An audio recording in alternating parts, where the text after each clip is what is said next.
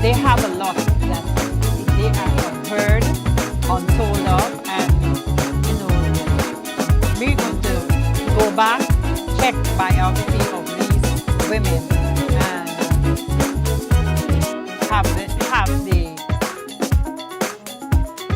their biography or their history on our show. So parents listening, children listening, they too can go on the internet and find these great women who did a lot of things. Yes, we know Rosa Parks and Bus, we know of with Black Moses, we know of those people, but there are some people who did some things that make a big, great difference in our community and changes society, changes the way of people, changes racism. There are people who did a lot of things and they are not known that much. There are certain people that people just know who they are. But some of these hidden figures, as we call it, hidden figures, and I'm speaking about the movie Hidden Figures. I haven't seen it yet, but everyone is talking about the movie. But let me see the biography of the person in Hidden Figures, and she is Katherine Johnson. Johnson was born, Catherine Coleman, 1918. A lot of these women in 1918 years did a lot of great work. The White Star person, Olivia comes to Virginia, the daughter of Joshua and Coleman. She was the youngest of 4 children. Her father was a lumberman, a farmer, and a handyman. Her mother was a former teacher. Johnson showed a talent for math, from an early age because Greenberg County did not offer public schooling for African Americans. Students past the 8th grade. The Coleman parents arranged for their children to attend high school in Institute. Wow. West Virginia. This school was on the campus of West Virginia State College. Johnson was admitted when she was only 10 years. The family split their time between Institute during the school year and to White Sulphur Spring in the summer. Johnson graduated from the high school at 14 and entered West Virginia State College. Now, West Virginia State University, a historical black college. As a student, Johnson took every math course offered by the professors took Katherine under their wings, including chemists and mathematician. Angie Turner, who had mentored the girl throughout high school, and W.W. Sheffin Claytor, the third African American to receive a PhD in math. Claytor added new math courses just for Katherine. She graduated in degree math, French, before having turned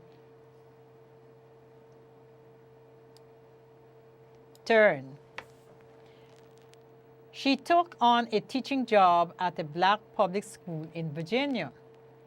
In 1939, after marrying her first husband, James Gobel, Johnson left her teaching job and enrolled in the graduating math program after one session, choosing to start a family. At the time of her entry, she was the first African American woman to desegregate the grade school at West Virginia University in Morgantown, West Virginia, through WVSC President Dr. John W. Davis. She became one of the 3 African American students and the only female selected to integrate the graduate school after the United States Supreme Court ruling Missouri ex rel. Gaines versus Canada in 1938. The court had ruled that states that provide public higher education to white students has also had to provide it to black students, to be satisfied earlier by establishing black colleges. And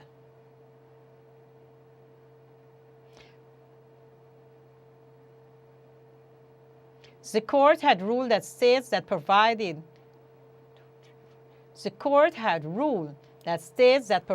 public higher education to white students also had to provide it to black students, to be satisfied either by establishing black colleges and university or by admitting black students to previously white-only university.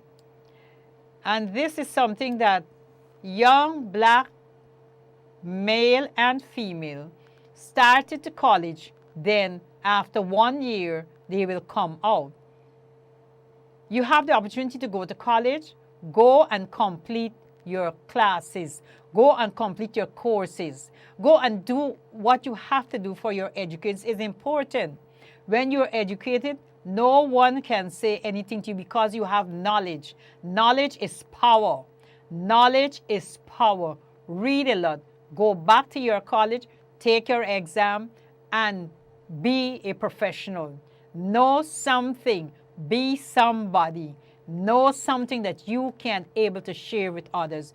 Young people, go back to college. All those who drop out, get back into college. There were people who fighting to go to college and couldn't get the opportunity.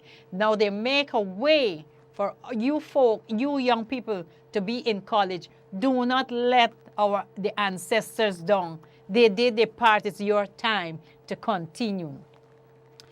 And we get back to Johnson. Johnson decided on a career as a research mathematician. Although this was a difficult field for African Americans and women to enter, the first job she found were in teaching. It was not until 1952, at a family gathering, that a relative mentioned that the National Advisory Committee of the National Advisory Committee for Aeronautics, NACA, was hiring mathematicians. It was superseded by the agency NASA in 1958 at the Langley Memorial Aeronautical Laboratory, based in Hampton, Virginia, near Langley Field. NACA hired African American mathematicians as well as white for their guidance and navigation department. Johnson was offered a job in 1953. She accepted and became part of the early NASA team. According to an oral history achieved by National Visionary Leadership Project, she worked in a pool of women performing math calculation. Katherine was referred to as a woman in the pool as virtual computer who wore skirts. Their main job was to read the data from the black box of planes and carry out other precise mathematical tasks. Then one day, Katherine and a colleague were temporarily assigned to help the all-male flight research team. Katherine's knowledge of analytical geometry helped make quick allies of male bosses and colleagues, to the extent that they forgot to return me to the pool, while the racial and gender barrier were always there. Katherine says she ignored them. That's what it's saying, ignore racism. Katherine was assertive, asking to be included in editorial meetings where no women had gone before. She simply told people she had done the work and that she belonged there.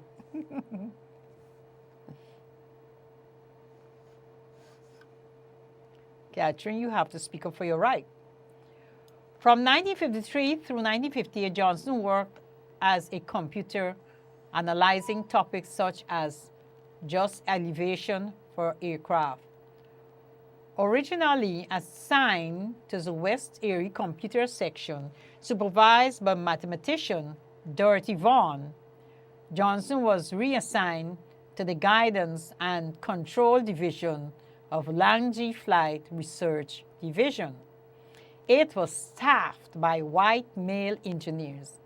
In keeping with state racial segregation laws and federal workplaces segregation introduced under President Woodrow Wilson in the early 20th century, Johnson and the other African American women in the computing pool were required to work, eat, and use restrooms that were separated for those of their white peers. Their office was labeled as colored computers.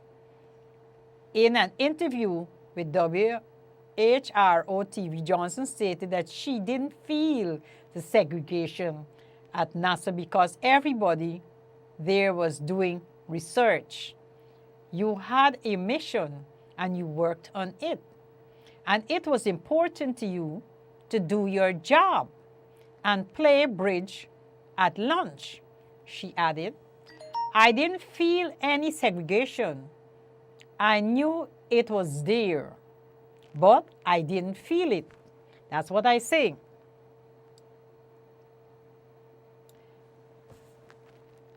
NACAP disbanded the colored computing pool in 1958 when it was superseded by NASA which adopted digital computers. The installation was desegregated society. Discrimination against women had not yet ended. However, Johnson recalled that era as follows. We needed to be assertive as women in those days, assertive and aggressive. And the degree to which we had to be that way depend on where you were.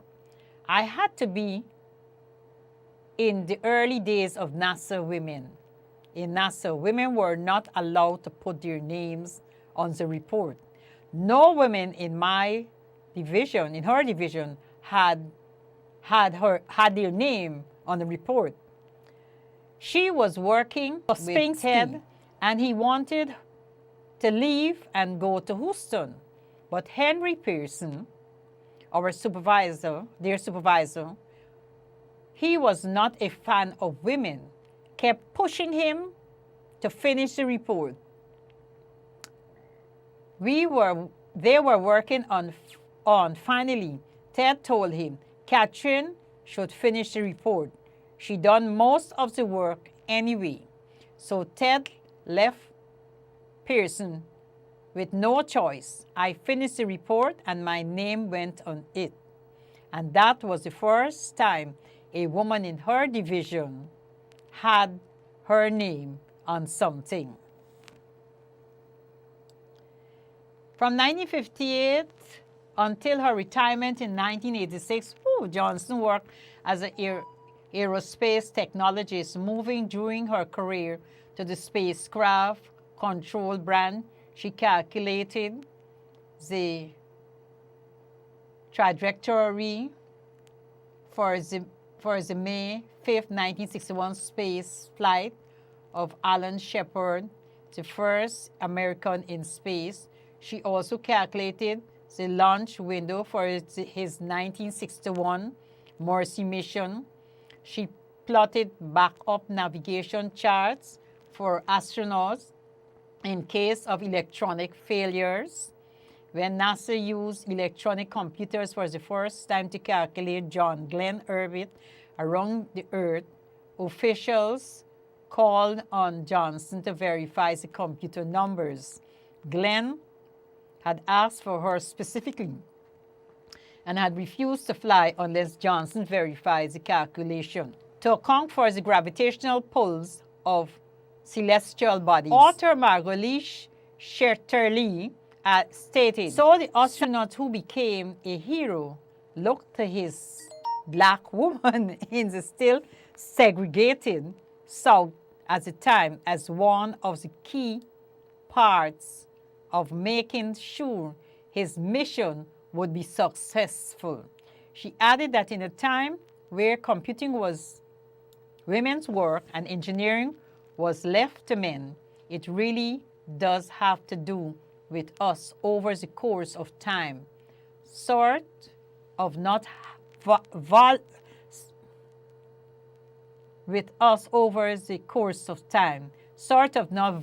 valuing that work that was done by women.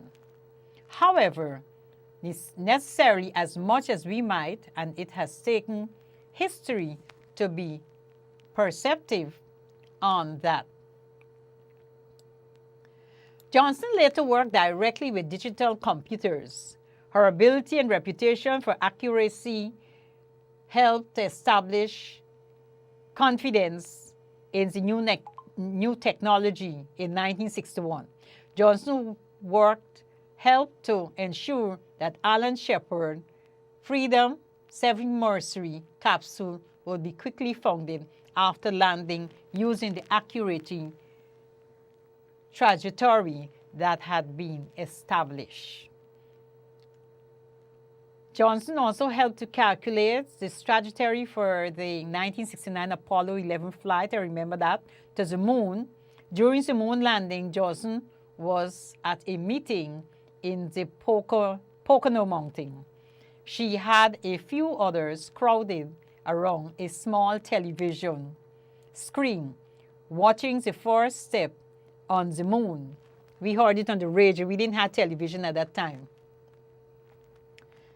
In 1970, Johnson worked on the Apollo 13 moon mission. When the mission was aborted, her work on backup procedures and charts helped set a safe path for the crew return to the Earth.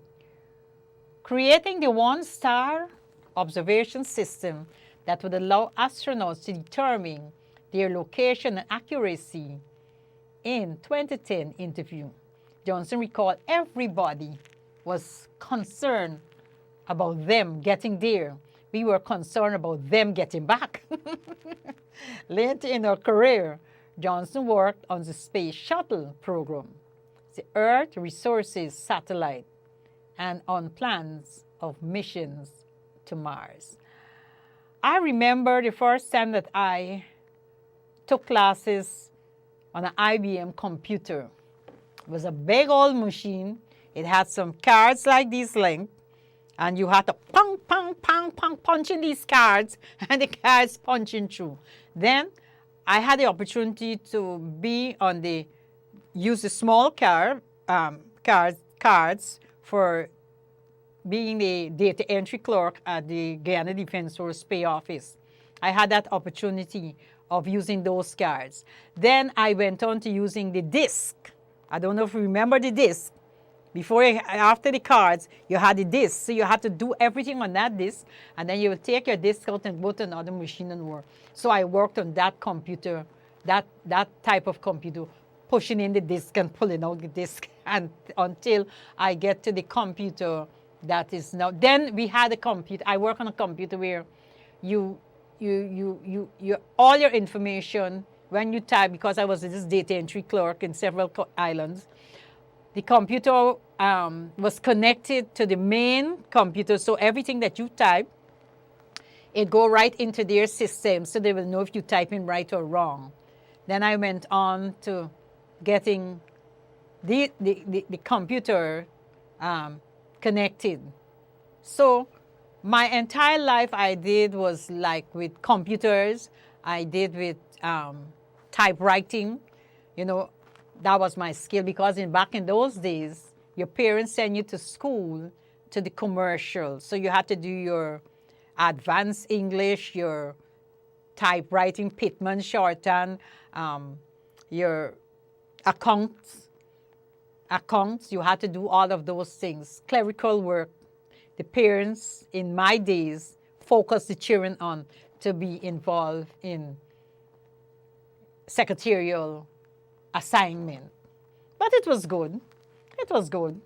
At least it gave me some idea, and you know, I'm aware of computers. I work on computers all my elderly age. I know about computers, and somehow I didn't have the training for it, but now I am technically guided by computers, wires, hard drives, you know, because of this work here with all these machine cameras, all have connection to several wires. The wires look confusing, but I know how to do it. I can run my own studio. I know it all. Yes, let us continue with Ms. Johnson. In 1939, Katherine, then Coleman, married James Francis Gobel. They had 3 daughters, Constance, Joselie, and Katherine.